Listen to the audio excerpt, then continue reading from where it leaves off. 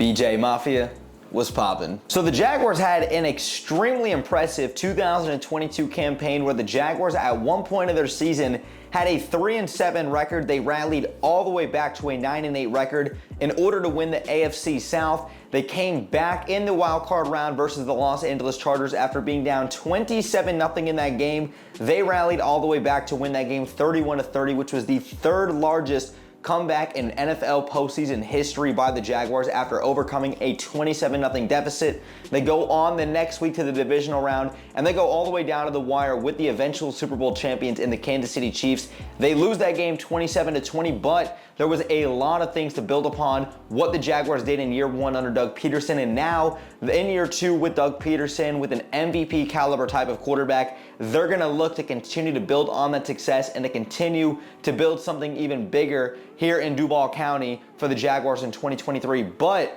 there's a lot of other great teams in the AFC that you could just easily overlook the Jacksonville Jaguars when you talk about a model of consistency with the Kansas City Chiefs. Mike McDaniel and what he's doing with that Miami Dolphins team down in the 305. They're doing a lot of great things, especially after acquiring Jalen Ramsey this offseason. Aaron Rodgers goes to the New York Jets. The Cincinnati Bengals were just in the Super Bowl not that long ago. The Buffalo Bills are a perennial AFC Championship contender every single year. The Baltimore Ravens are doing great things now that they have a new offensive system in place underneath Lamar Jackson. There's a lot of great talented teams and quarterbacks in the AFC, and I didn't even name a couple of others.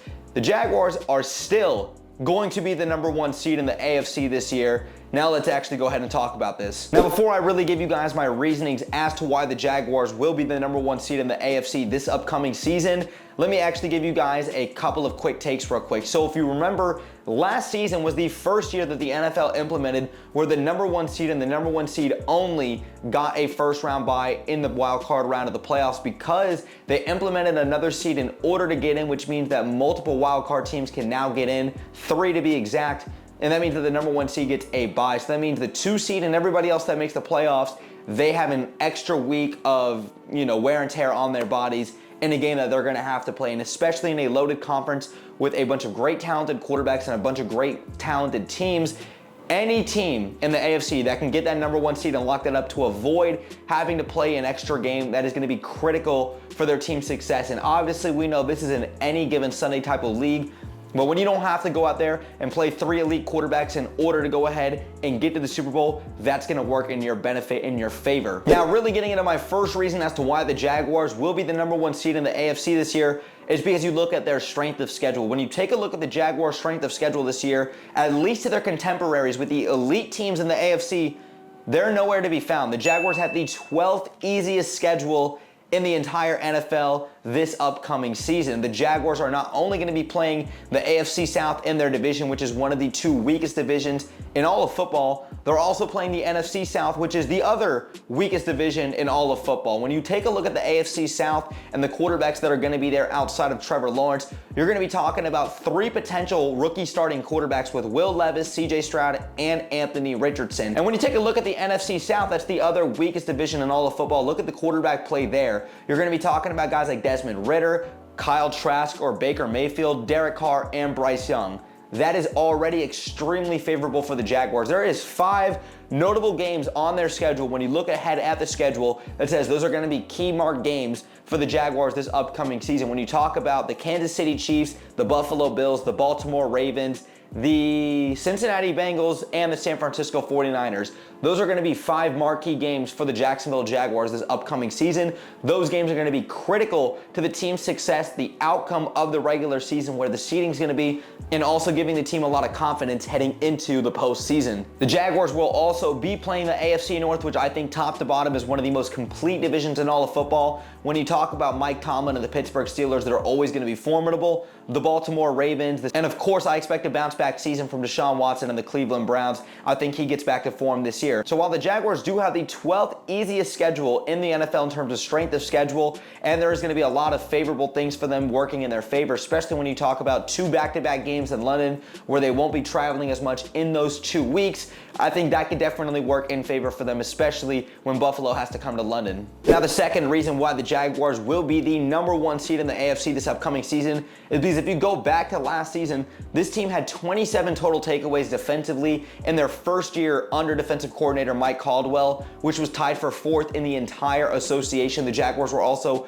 +5 in their turnover margin in terms of takeaways and giveaways. The Jaguars did a much better job last season of taking the ball away from their opponent than they did giving it up away to their opponent. There's 4 guys on this defense that I expect to take another big leap going into this year. The first is going to be the former #1 overall pick in the 2022 draft, Travon Walker, who I expect a huge leap from in year 2. I expect him to have a Khalil Mack type of dominance in his second season. He's too athletic, too gifted, and too much of a physical specimen to not go ahead and dominate the NFL game at some point in his career. And I think that the #2 guy, Josh Allen, going into a contract year, he's going to have the best season of his career. He wants that big payday, and that's going to alleviate a lot of pressure off of the both of them in our 2 edge rushers in Josh Allen and Travon Walker. It's going to take a lot of eyes off of each other, and these guys can both then, hence, feed off of each other. Now, 2 other guys that I expect big leaps from the Jaguars on the defensive side of the ball that's going to really help bolster this defense is going to be Tyson Campbell, who really played at a Pro Bowl level last season, and you really saw him get into form and really get into his own and really be comfortable getting into that cornerback 1 role, especially once Darius Williams went to the outside. I think you're going to see Tyson Campbell do a great job this season. And then another guy is going to be in the secondary with Andre Cisco, who did some great things in his second year in the league. Really felt like his first year because he did not get a lot of action in his rookie season thanks to Urban Meyer. But Andre Cisco is going to be another guy who's going to be a critical part of the Jaguars defense and what the Jaguars do in the secondary. Expect big leaps from those 4 guys specifically and a very opportunistic defense. And another reason I feel so confident about the Jaguars defense in the regular season this year is because they should be able to rattle and exploit a lot of the young and inexperienced quarterbacks that they're going to be facing this year in the regular season. When you take a look at some of the quarterbacks, let's actually go down the list because they're going to be playing Anthony Richardson twice a year, rookie. Will Levis twice a year, rookie. CJ Stroud twice a year, rookie. Desmond Ridder, Kenny Pickett, Derek Carr, who's a pretty good quarterback. San Francisco's quarterback, who knows what their situation is going to be like with Brock Purdy, Trey Lance, or Sam Darnold, even though we know Kyle Shanahan's an offensive guru. Bryce Young, the #1 overall pick, he's still a rookie.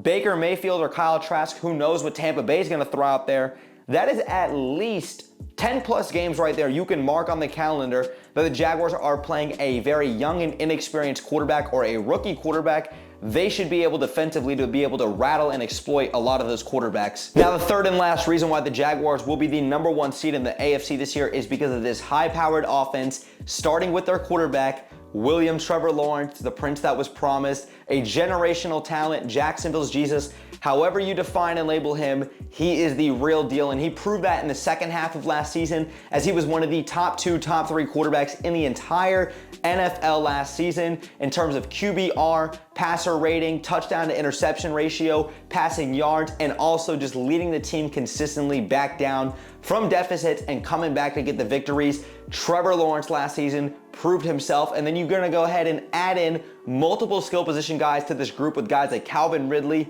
Tank Bigsby in the draft, Brenton Strange in the draft, with an already great offensive core. When you talk about guys like Travis Etienne, Evan Ingram getting re-signed, Christian Kirk, Zay Jones, Jamal Agnew, Parker Washington in the draft, the Jaguars are loaded offensively speaking. This is going to be an extremely high-powered and prolific offense. The Jaguars were number 10 last year in offensive points per game at 23.8 offensive points per game. Expect that number to go up significantly as the Jaguars should be looking to average over 26, 27 points per game. They are going to be in the top 5 of offensive points per game this upcoming season. This is going to be a high-powered offense with Trevor Lawrence going into year 2 under Doug Peterson and Press Taylor in this offensive system. So now that I've actually given all my reasons as to why the Jaguars will be the #1 seed, let me go ahead and actually go down the actual schedule with you guys and give you my Jaguars official record prediction for the year. So I believe the Jaguars will not only be the #1 seed in the AFC this year, they're going to finish with a regular season record of 13-4. This is going to be critical for the Jaguars to have playoff success. And like I said, it's any given Sunday. But if the Jaguars can solidify home field advantage throughout the playoffs, they can lock down the bank. This is going to be critical for them and the success of the team potentially in the postseason. So let's actually go down the schedule. I got the Jaguars starting off extremely hot, to start the year coming out of the gates. They're gonna start off 5-0. They're gonna win at Indianapolis. They're gonna get a huge home opener win versus the Kansas City Chiefs. They're gonna beat Houston the next week. They're gonna beat Atlanta in London. They're gonna beat Josh Allen and company in London, back-to-back weeks in London. And then they're gonna lose to Indianapolis as their first loss of the season. And I say this because I think that's gonna be a trap game for them, where they're playing at home, they're feeling good, 5-0. Everyone's talking about the Jaguars. And Anthony Richardson, after he's kind of got the training wheels off, he gets a little more comfortable in the NFL game. Shane Steichen and that team comes to Jacksonville. They're going to get that win. And you got to also think, the divisional opponents, you're probably bound, no matter how great you are, you're probably bound to lose a game or two in your division, no matter how great of a team you are. You play these guys twice a year. It's kind of inevitable. I'm going to say the Jaguars lose that game. They're going to go on to New Orleans, win that game on Thursday night. They're going to go to Pittsburgh. They're going to win that game, and they're going to go into the bye week 7-1. They're going to come back from the bye week, play Kyle Shanahan in that 49ers team and take an L. So after that loss to San Francisco and Kyle Shanahan and company, they're going to beat the Tennessee Titans. They're then going to go to NRG Stadium and beat the Houston Texans. They're going to beat the Cincinnati Bengals in a huge Joe Burrow, Trevor Lawrence primetime matchup on Monday Night Football. So my record prediction for the Jaguars, they're going to go 13-4. They're going to lose one game in the AFC South, which is going to be Week 6 to the Indianapolis Colts. They're going to go 4-0 in the NFC South. They're going to go 2-2 in the AFC North, losing to the Baltimore Ravens and the Cleveland Browns, and they're going to lose to the San Francisco 49ers after the bye week. And while this is all speculation as of right now, I feel very confident in the Jaguars heading into 2023, especially when you look at that strength of schedule and what I expect from a Doug Peterson-led team with a young MVP caliber type of quarterback in year 2 of Doug Peterson's system, in year 3 in the NFL. This Jaguars team is going to do a lot of great things, and they're being overlooked still in the AFC with a lot of other great company and a lot of other great teams out there. They're going to be the #1 seed in the AFC. Jaguar fans, let me know your thoughts in the comments down below. But if you guys enjoyed today's video, make sure you guys go ahead and drop me a thumbs up. It takes 1 second and it helps me in the channel out tremendously. And if you guys are also new here, consider hitting that subscribe bell to stay tuned for more Jaguars content that I do here on YouTube. And make sure you guys also go ahead and follow me on my socials, especially on Twitter. I'm very active and I'm on there every single day. The link tree will be in the description down below, so you guys can go ahead and check that out. But Jags fans, thanks again for sticking around throughout the whole video. Brett James, aka BJ, I'm out, y'all. Go Jags, baby. Peace.